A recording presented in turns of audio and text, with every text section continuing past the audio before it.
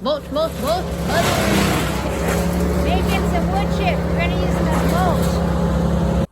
All right, anytime I'm taking out a tree in a yard, if I can keep the wood chips here, I will, because they make an excellent mulch, and it's also free because you don't have to pay for the dump of it, as well as you don't need to buy new mulch because every garden needs mulch, in my opinion.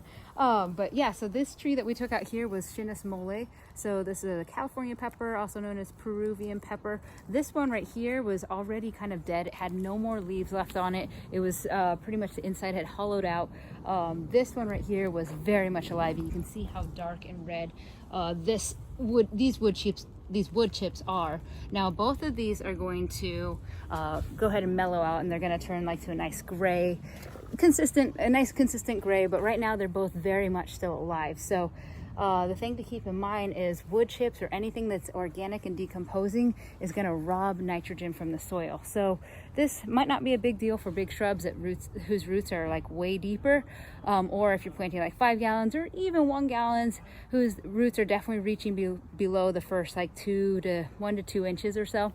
But if you have brand new baby plants, like 2 inches or 4-inch plants, and you surround it with fresh mulch, they're, I think, really going to struggle, because those first inches of the soil are going to be nitrogen, or they're going to be deplete of some nitrogen, but only temporarily. The mulch does put it back into the soil after it goes through that first cycle of decomposition, but you just want to be careful not to mix brand new mulch with brand new baby plants right at the same time. So I've done it before where I use it with larger shrubs, like I say, and I haven't really seen an issue because it only really takes that first layer. And in the long run, once this mulch has been there, it's going to eventually decompose. It's going to add nutrients to the soil.